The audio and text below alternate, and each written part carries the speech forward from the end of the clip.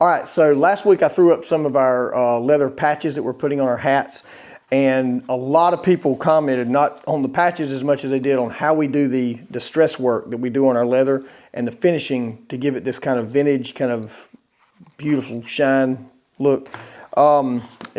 Anybody knows that when you dye leather and you let it dry in, it looks like this right here. And what people really, really want to give it a nice professional, see that little shine, that little sheen we got going on there, really smooth, that right there, man, that's smooth as baby's butt. Anyway, so one of the questions, the biggest question posed to me last week when I posted in that group was, how do you get that look? In this video, I'm going to show you exactly how we get that look, how we distress it, the whole process. After it's been dyed, if you have any questions about how we dye it, I'll do another video on that later on our dyeing process. Anyway, I will also be tagging all the products. There'll be links in the description below. All the products that we use, the actual products that we use in the method I'm about to show you. So anyway, with no further ado, let's jump into this and I'll kind of walk you through how we do what we do here in our shop.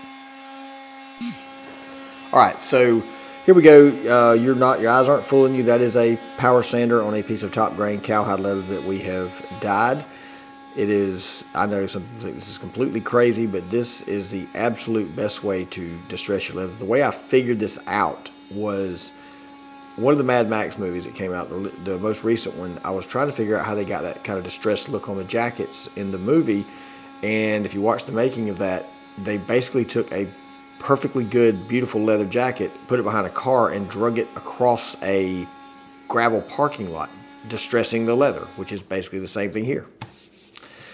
Once I've distressed it, I always like to do a little bit of buff work with it. This is a sanding block that I use.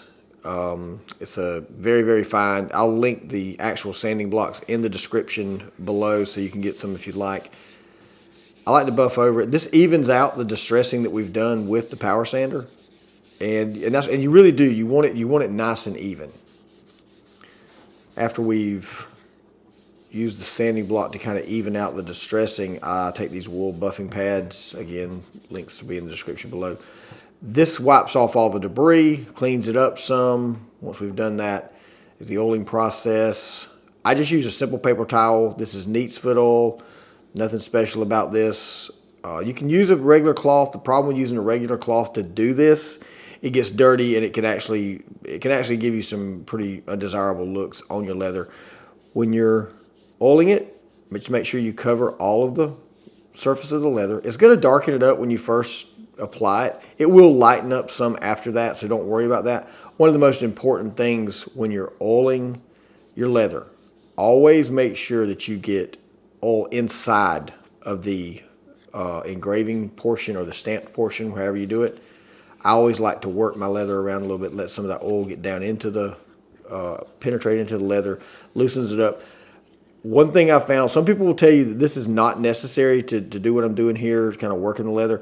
The more you work leather, the absolute better product you're going to have, hands down, without a doubt. Now, once all that's finished, we've got it oil. I let the oil dry for about 20 minutes, 20, 30 minutes, depending on how much I actually put in there. This is Resolene. Resolene is like a finish. It's the acrylic finish that you see on leather. That's what gives leather its shine. A lot of people think when you've dyed it, you automatically have that shine. No.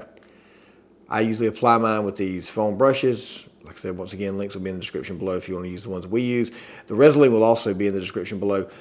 Always make sure when you Resolene your leather and put a finish on it, always make sure you get coverage inside of your engraved area. Very, very important.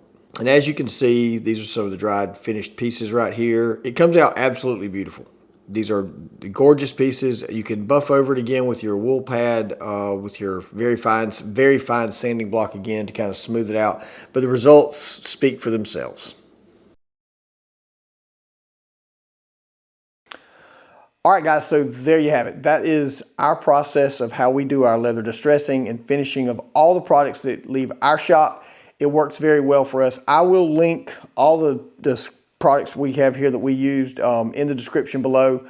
These are affiliate links, so yeah, I do get a little bit of kickback on that, but it is how I'm able to continue to put out content for people who ask for help. I know I haven't put a lot of content on leather out lately, but we've been really busy here in the shop. Subscribe to the channel.